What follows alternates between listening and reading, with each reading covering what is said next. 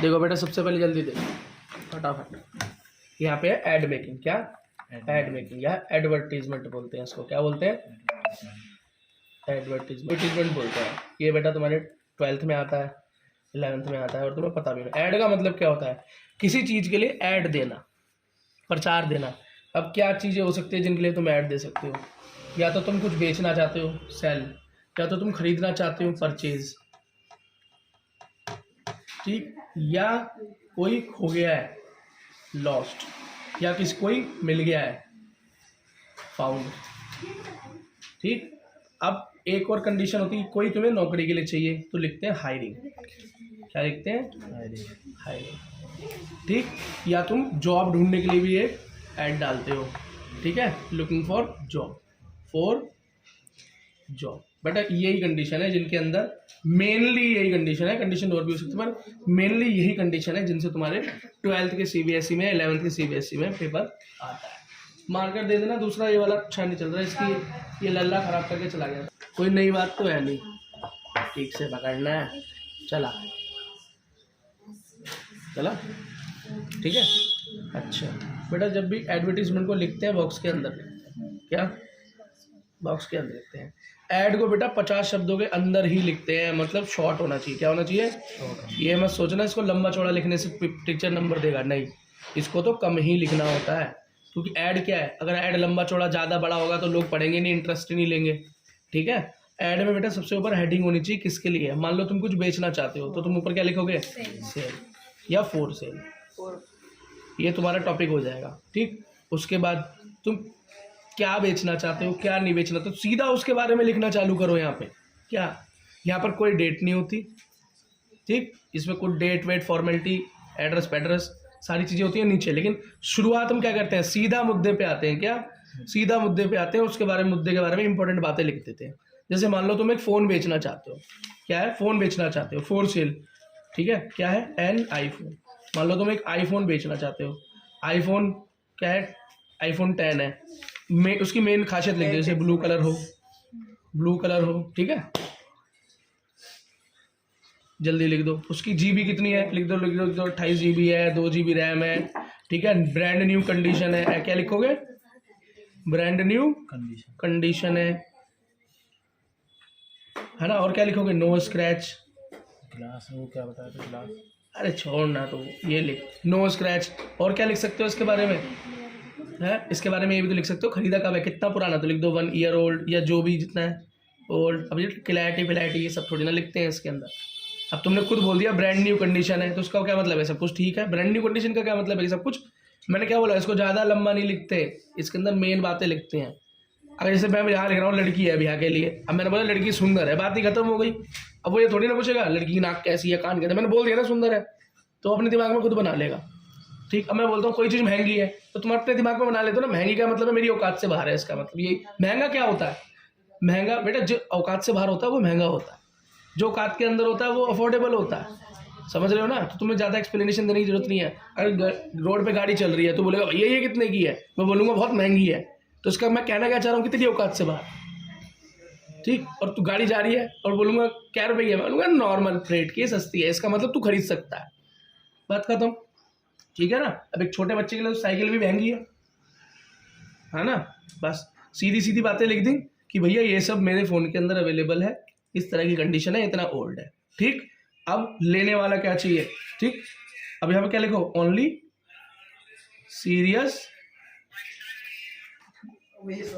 आवाज कम कर, only serious buyer, मतलब जो सीरियस हो वही मुझे बाय दे, मतलब फोन करें या मुझसे बात करें। जो सीरियस है मतलब जो सच में खरीदना चाहते हैं, मजे लेने वाले कॉल ना करें, ठीक है, ठीक है। अब अपना नाम लिख दो यहाँ पे, जैसे तेरा नाम क्या है, प्रिंस, और अपना यहाँ पे कॉन्टैक्ट नंबर दे दो। कॉन्टैक्ट नंबर असली मत देना, कुछ भी लिख देना, 99999 करके लिख देना, ठीक है। बस बेटा यही हो गया तुम्हारा एडवर्टीजमेंट। अब मान लो ये तो बेचने के लिए हो गया। अब तुम नोटिस तुम लेना चाहते हो खरीदने के लिए, क्या खरीदने के लिए, तो क्या लिखोगे? परचेज, या लिखोगे टू परचेज। क्या? To purchase. अब क्या खरीदना चाहते हो? मान लो तुम एक फ्लैट खरीदना चाहते हो, घर खरीदना चाहते हो, तो क्या लिखोगे? To purchase. क्या? आ फ्लैट, कितना चाहिए, मान लो 100 गज का फ्लैट चाहिए तुम्हें, तुमने लिख दिया 100 गज। 2 बेडरूम चाहिए तुम्हें उसमें, 2 बेडरूम, जो तुम्हें चाहिए वो लिख दो। 2 बेडरूम, किचन, है ना, बड़ा ड्राइंग रूम। ड्राइंग रूम क्या होता है, जहाँ हम इस टाइम बैठे हुए से ड्राइंग रूम कहते हैं। Drawing room, big drawing room, 4 room, जो तुम्हें लिखना है लिख दो। कहाँ होना चाहिए, नियर होना चाहिए किसके, मेट्रो स्टेशन के, है ना, उसके आसपास स्कूल भी होना चाहिए, near school, near by hospital भी होना चाहिए, ठीक है। हाँ, अगर किसी के पास है माई बजट, बेटा ऐसे केस में बस बजट जरूर लिखते हैं कि तुम क्या खरीद सकते हो। My budget is 10 lakh, 10 lakh लिख दो, 20 लाख लिख दो, जो तुम्हारा मन है लिख दो, कोई तुम्हें मना नहीं कर रहा। तुम्हारा टीचर चेक करने नहीं आएगा तुम्हारी जेब में इतने पैसे हैं नहीं है, ठीक है, बस, है ना, हो गया। बस अपने यहाँ नाम लिख दो और अपना कॉन्टैक्ट नंबर डाल दो, बात खत्म। समझ में आ गया। और यही तक तुम बेच रहे होते फ्लैट, मान लो यही फ्लैट होता है, यही सब है उसके अंदर, तुम बेच रहे होते तो यहाँ क्या लिख देते, टू सेल, है ना, बस। अब बेटा कोई चीज खो गई, क्या चीज, कोई चीज खो गई, उसका तुम्हें ऐड बनाना है तो कुछ भी नहीं करोगे। कुछ चीज खो गई मान लो, तो हमें क्या लिखोगे, लॉस्ट। कोई चीज खो गई, क्या खो गई, तुरंत मुद्दे पे आओ। मान लो तुम्हारा पर्स खो गया, माई पर्स, ब्लैक कलर लिख दो, है ना। कोई ब्रांड का हो तो ब्रांड लिख दो, नहीं है तो सीधा ये लिख दो, कितने रुपए, 5000 कैश। और क्या है उसके अंदर, ATM कार्ड, आधार कार्ड, सब कुछ। आधार कार्ड, माई फोटो, पहचान के लिए मेरी फोटो भी उसके अंदर लगी हुई है ना। इफ एनीवन फाउंड, अगर किसी को भी मिले, कॉन्टैक्ट प्रिंस, कॉन्टैक्ट नंबर 1 2 3 4 कुछ भी नंबर लिख देना, लेकिन अपना नंबर मत देना, लॉस्ट।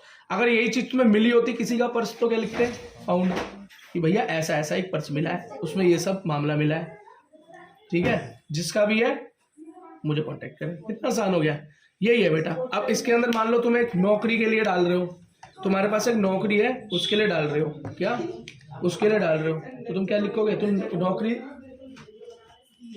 फ्री फंड में मूड खराब करते रहते हैं। अपनी पढ़ाई करो, अपना काम करो, दोस्ती बाहर निभाओ। मान लो तुम एक नौकरी निकाली तुमने, तो तुम क्या लिखोगे, हायरिंग। हायरिंग का मतलब होता है हम नौकरी दे रहे हैं, हम हायर कर रहे हैं, ले रहे हैं, तो हायरिंग लिखो। क्या चाहिए तुम्हें, मान लो तुम जो भी काम कर रहे हो, तो मान लो तुमने एक ब्यूटी पार्लर चालू किया है, तुम्हें उसके लिए बंदा चाहिए, तो कैसा लड़का चाहिए, कैसी लड़की चाहिए, कैसा, गर्ल, मतलब लड़की चाहिए तो गर्ल चाहिए। एक्सपीरियंस्ड, तुम क्या चाहोगे, एक्सपीरियंस्ड मेकअप आर्टिस्ट, मतलब एक्सपीरियंस होना चाहिए उसको, है ना।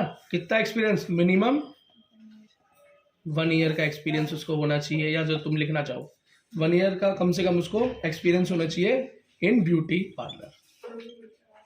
ब्यूटी पार्लर में काम करने का उसको क्या होना चाहिए, 1 साल का एक्सपीरियंस होना चाहिए। हमें तो ऐसी लड़की चाहिए, ठीक। अब क्या है, सैलरी क्या होगी, तो उसमें विल लगाते हैं, आने वाले टाइम के लिए क्या लगाते हैं, तो सैलरी विल भी जो भी तुम देना चाहो। मान लो तुम 20,000 दोगे, तो 20K या 20,000 लिख दो, जो तुम्हारा मन करे। वैसे 1000 लिखो तो ज़्यादा अच्छी बात है, शॉर्टकट का प्रयोग नहीं करो। 1000 जो भी तुम उसको सैलरी देना चाहो, ये तुम्हारी सैलरी होगी।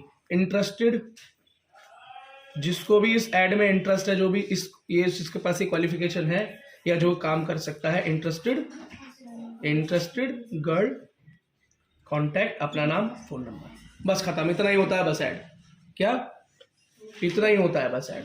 अब मान लो तुम जॉब के लिए जा रहे हो, मान लो तुम जॉब ढूंढ रहे हो, क्या ढूंढ रहे हो, जॉब, तुम जॉब ढूंढ रहे हो, तो तुम क्या लिखोगे, जॉब फॉर जॉब, या लुकिंग फॉर जॉब, जॉब देख रहा हूँ, क्या नाम है, माई नेम इज, ऐसे लिखोगे, माई नेम इज, जो भी तुम्हारा नाम है XYZ, ठीक। आई एम इतना ईयर ओल्ड, जो भी X ईयर ओल्ड, जो भी तुम जितने भी साल के हो, इतना ईयर। अपनी पढ़ाई लिख दो, BA फ्रॉम श्यामलाल कॉलेज या दिल्ली यूनिवर्सिटी, ठीक है। अब 1 year experience in this company, ठीक है। एक्सपेक्टेड सैलरी, एक्सपेक्टेड मतलब जितनी मैं चाहता हूँ, एक्सपेक्टेड सैलरी 20K 20,000, मतलब 20,000 में नौकरी चाहता हूँ। कॉन्टैक्ट, बस अपना नंबर। अब यहाँ पे अपना नाम मत लिख देना, क्योंकि नाम तुम पहले ऊपर लिख चुके हो।